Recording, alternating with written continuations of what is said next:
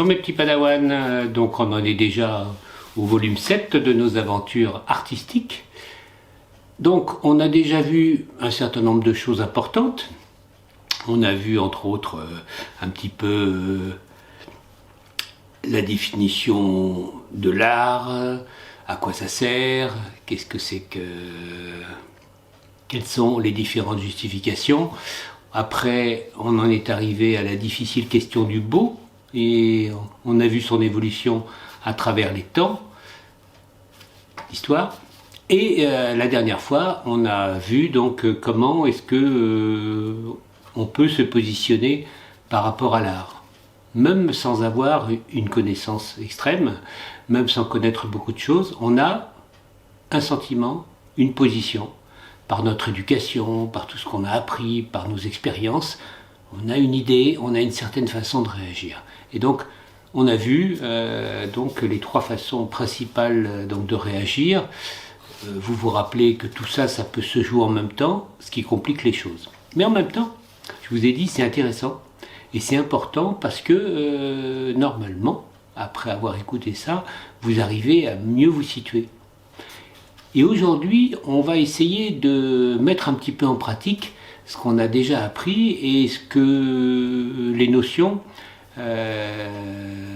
que vous avez retenues et voir si on peut aborder une exposition. Parce que l'idée derrière tout ça, c'est quand même d'être plus autonome, d'être plus libre, d'être plus riche par rapport à une visite. Très souvent, j'ai eu affaire à des gens qui me disent « mais moi je suis rentré dans cette expo, je suis sorti au bout de 10 minutes, j'avais l'impression que j'avais rien compris, j'avais l'impression que ça ne s'adressait pas à moi ». Et ça c'est très grave. C'est très grave et j'espère avec les quelques moyens, les quelques outils que je vous ai donnés que vous ne ferez plus cette mauvaise expérience. Donc voilà, aujourd'hui c'est en visitant l'expo. Comment est-ce qu'on visite une expo? Vous me direz, a priori, vous me répondrez, on regarde. Oui, l'essentiel de l'exposition, c'est le regard. Vous êtes le spectateur. Vous êtes celui qui va lire les œuvres d'une certaine façon. Et les œuvres sont toutes très différentes, les artistes sont différents, les époques sont différentes, les styles aussi sont différents. Donc, autant d'expos, autant de possibilités de regard. Et on va voir ensemble, en gros, comment ça se passe et comment est-ce que je peux me fixer un certain nombre de règles pour profiter au maximum d'une expo, même si a priori les œuvres ne me plaisent pas trop, que j'y trouve un quelconque profit. Que ce soit au moins un voyage en terre inconnue, un voyage en terre connue, un voyage dans des paysages que j'aime bien, un voyage dans des paysages que je trouve hostiles, mais en tout cas, un voyage. Donc, la peinture et l'art en général, c'est très intimidant. Une œuvre d'art, qu'elle soit connue ou peu connue, a une aura, une espèce de magie autour d'elle, un halo. Donc, avant d'entrer dans une exposition ou une galerie, l'idée c'est de se vider la tête, d'essayer, je dis bien essayer, parce qu'on n'y arrive pas toujours, de faire abstraction. Un instant. De faire abstraction de tout cela. Et donc, en commençant, on rentre et il faut avoir une première impression. Cette première impression est très importante. Pourquoi elle est importante? Parce que, et on le dit souvent, c'est ça qui va nous influencer quand même beaucoup par la suite. Et en plus, en matière d'art et en matière de visite d'exposition, la première impression, c'est celle qui va donner l'atmosphère générale.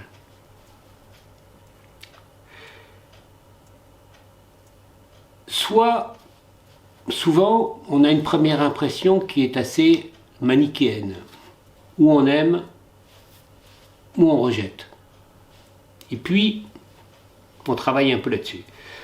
Ce qu'on aime ou qu'on rejette, c'est une ressemblance, une transformation ou un choc violent. Ça, c'est les trois réactions qu'on peut avoir en face d'une œuvre. Ensuite, on cherche à dépasser ce premier regard. Au cas où on a affaire à une beauté représentation, vous vous rappelez, ce sont des personnages, c'est très figuratif, ça raconte tout de suite, le contenu est abordable.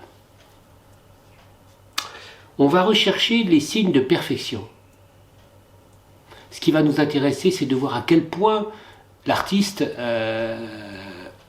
a sublimé cette représentation et en a fait quelque chose de parfait, de magique pour nous. On va rechercher des références. Dans la beauté représentation, ce qui nous intéresse aussi, c'est de voir à quoi correspondent les personnages, le style général, si ça nous renvoie à une époque, à d'autres œuvres, si ça vient en complément d'autres artistes. Donc ça qui est intéressant, c'est de rechercher ces références-là. Tel artiste nous rappelle tel ou tel autre artiste. Ça aussi, c'est une sorte de jeu, mais qui est important, qui est utile. Et nous, ça nous aide à situer cette œuvre ou cet artiste dans un ensemble, dans une histoire. Et justement, donc tous ces signes, toutes ces références, etc., vont nous aider à placer cette œuvre dans une hiérarchie d'œuvres. C'est ça qui est important dans cette beauté représentation. Et ensuite, en cas de beauté émotion, c'est l'agencement des formes, des couleurs, l'harmonie ou le conflit, le chaos que nous allons regarder. Donc là on est dans la beauté émotion, c'est cette espèce de lutte qui est représentée sur le tableau qui va nous frapper, nous rentrer par le visuel. La fois précédente c'était aussi du visuel, mais cette fois-ci c'est à notre émotion que ça parle, c'est pas du tout à notre connaissance, à nos références. Et donc, ce qui va nous intéresser aussi, c'est les déformations, parce que souvent, dans cette beauté émotion, ce qui nous a frappé, c'est ce qui nous a intrigué, c'est les choses qui ne sont pas habituelles, des couleurs qui sont surprenantes, des formes qui sont nouvelles, et cette notion-là est très intéressante. La novation, l'innovation. Tout ce qui n'a pas été fait avant. Un artiste est d'autant plus important qu'il apporte une pierre à l'édifice de l'histoire de l'art. Et cette pierre, c'est quelque chose de nouveau, soit par les techniques, soit justement par le traitement. Donc il a donc des couleurs pour illustrer quelque chose. Les œuvres chimiques, nous allons en rechercher le niveau de transgression. Si cette œuvre vraiment nous parle par l'émotion, elle est chimique et elle va dépasser justement le réel. Et c'est en cela qu'il faut rechercher justement quelles sont les limites qui ont été franchies. Et nous allons faire cette lecture de progrès, parce que c'est un progrès qu'on a constaté, d'une avancée dans l'histoire de l'art.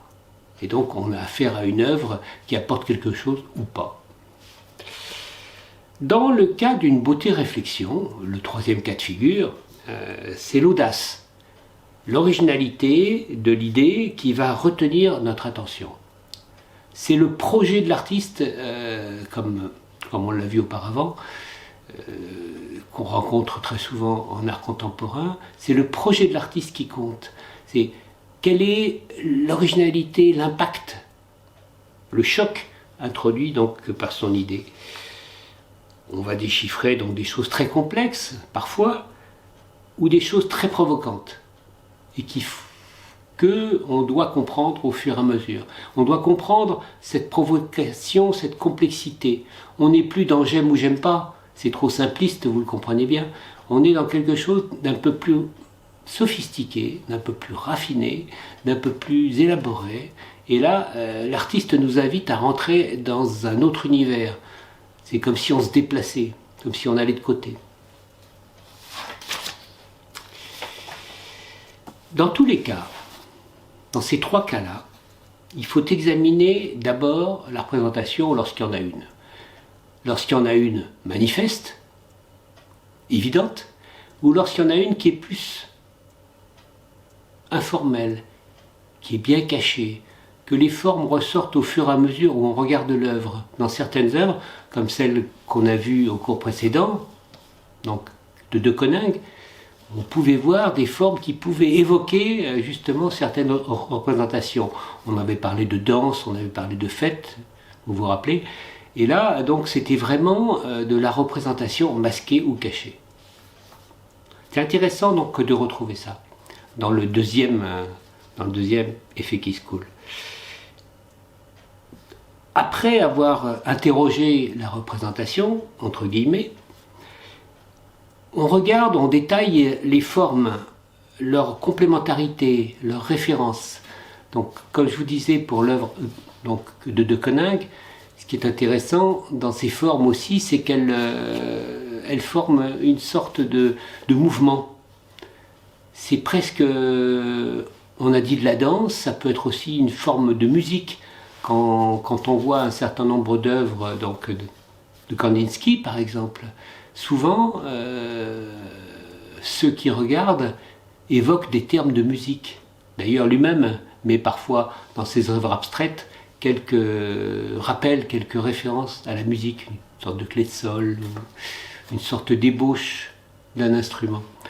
Donc ça, c'est une clé, qu'elle de dire, donc, que l'artiste nous donne pour rentrer dans son œuvre. Agissez avec mon œuvre comme si c'était de la musique. Ensuite, les couleurs. On parlait de musique, là c'est un peu pareil dans les œuvres de Kandinsky, ça fait partie aussi avec les formes d'une mise en musique. Les couleurs correspondent à une certaine musique. Mais ce qui est important, et on l'a vu aussi donc dans les volumes précédents, c'est la dichotomie entre harmonie et le chaos. Comme disent les cultureux, cette vraie tension entre deux notions paradoxales, c'est ça qui va donner ou pas de la force à l'œuvre. C'est comment est-ce que l'artiste s'en sort avec cette double tension entre le chaos et l'harmonie.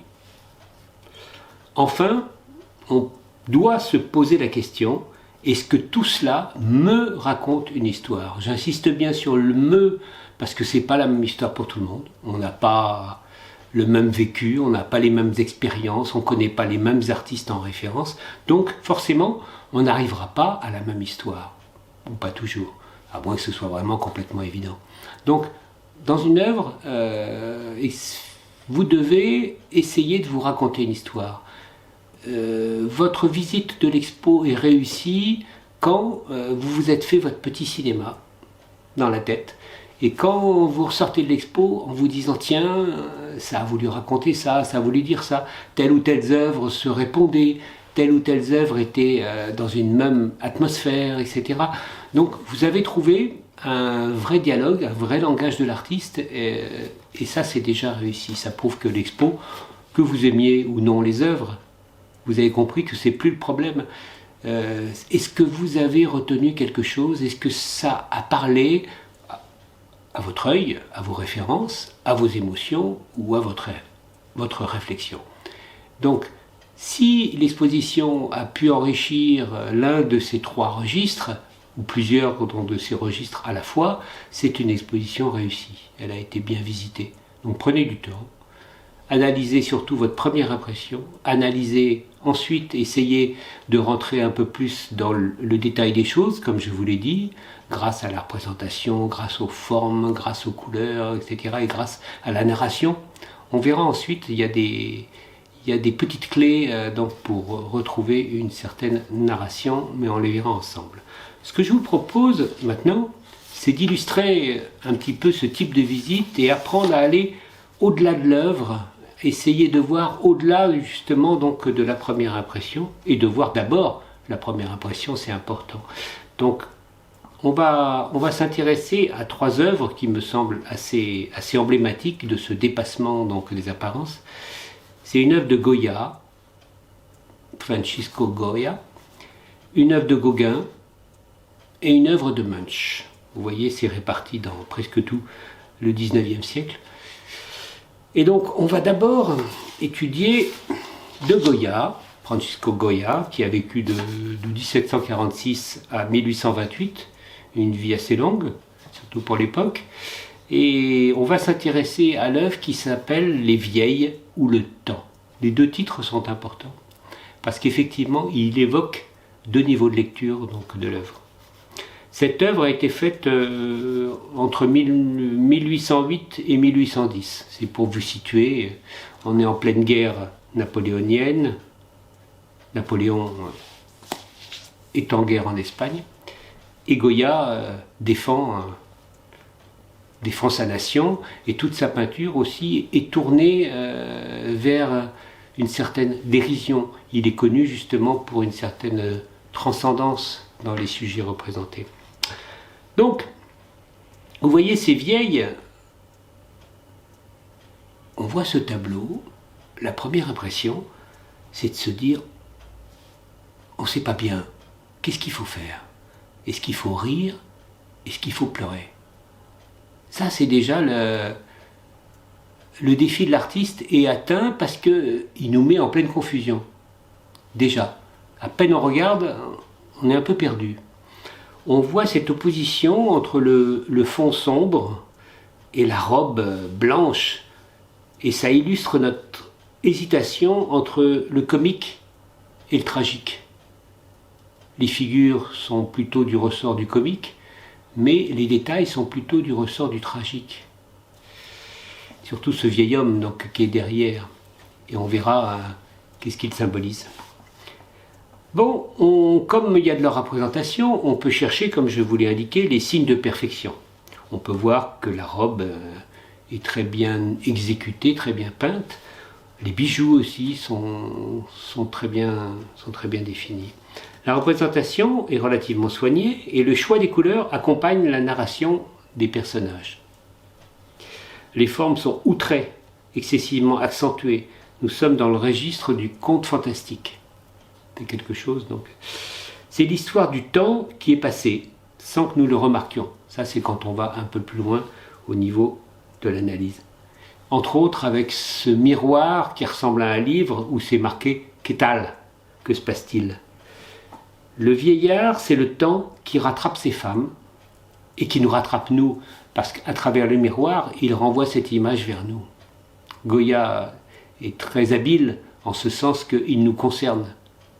Il ne s'agit pas que, bien sûr, donc, de ces vieilles femmes. En gros, le miroir est tourné vers nous, le temps. Quel est notre rapport au temps? On est dans le registre, donc, que je vous disais, donc, du conte fantastique, mais c'est une énorme référence aux vanités, à l'époque du baroque, où on jouait avec la mort, on jouait à se faire peur.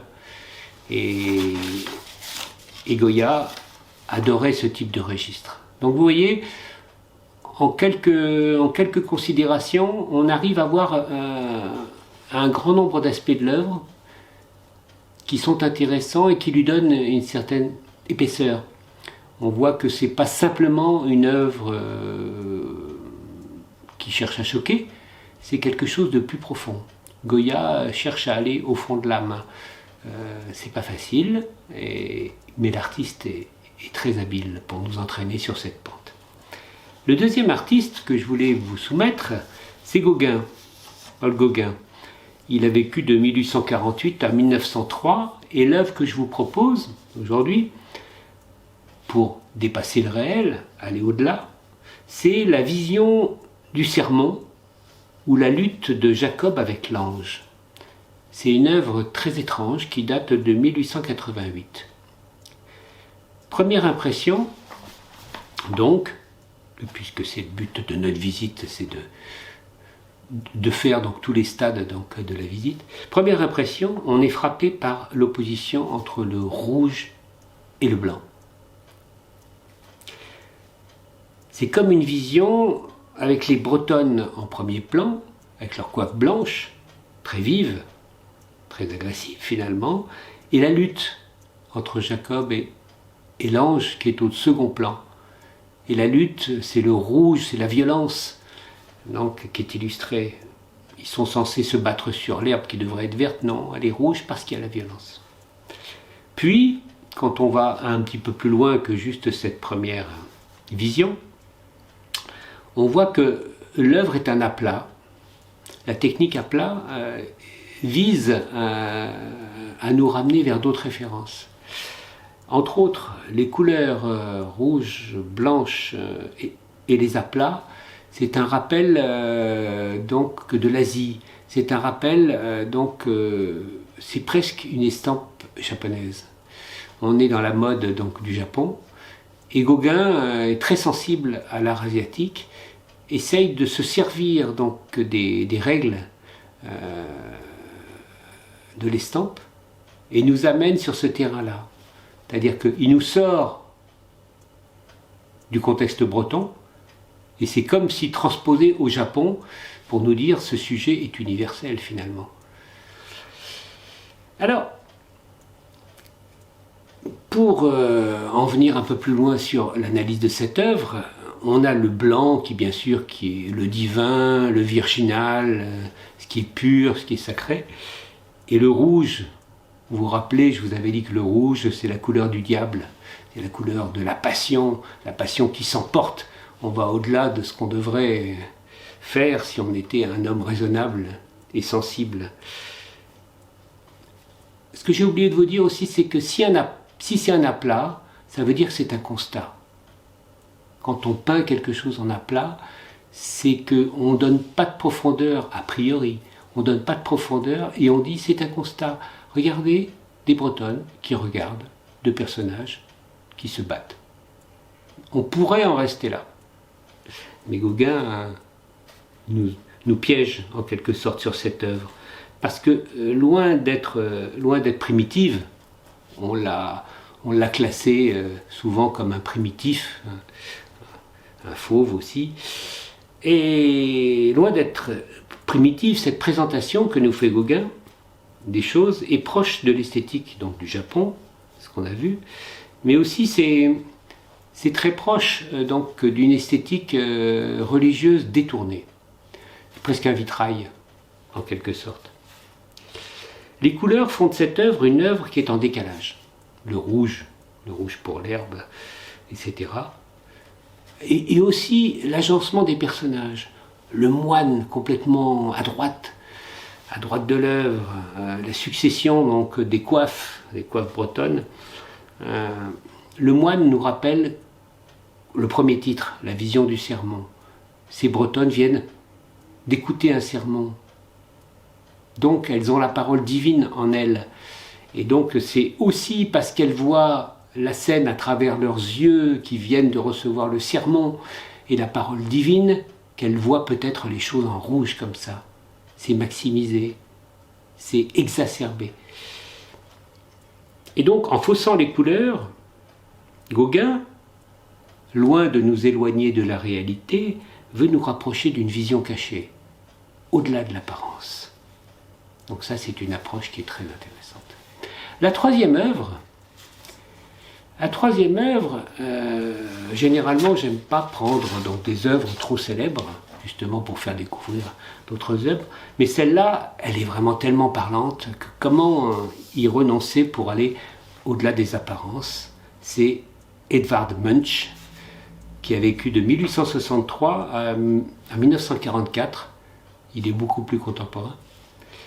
Et l'œuvre qu'on examine, c'est Le Cri, qui a été peint. En fait, il y a eu une série de cris. Il y a 7 ou 8 donc, qui ont été peints. Le plus célèbre, donc, c'est celui-là, enfin celui qui est le plus connu, qui est le plus montré. Il date de 1893. La première impression, on a un personnage principal, 2 secondaires au loin, et des couleurs. Et le personnage principal et les couleurs sont en panique. C'est ça qui nous frappe. Première impression, c'est ça. Comme si c'était un vrai cauchemar. C'est une vision terrible où tout est lourd, étrange, un mouvement de tourbillon qui nous emporte. On dirait que seul l'homme est au premier plan, que seul l'homme qui est au premier plan voit ce déchaînement. Ceux qui marchent sont tranquilles et ne sont pas concernés. On dirait qu'ils ne voient rien. C'est cette double attitude qui est intéressante aussi dans l'œuvre. La seule référence droite, normale, c'est la barrière, le bastingage qui traverse tout le tableau. de part en part. Pour aller plus loin, le personnage, les couleurs, les formes, tout concourt à une impression de malaise qui est voulue par le peintre. Là, il nous prend aux tripes, à l'émotion, il nous prend aux yeux. Il veut absolument que le mal-être de son personnage s'étende à nous. Ce mal-être n'est pas entendu, cet homme est seul, et du coup, sa réaction, c'est de crier.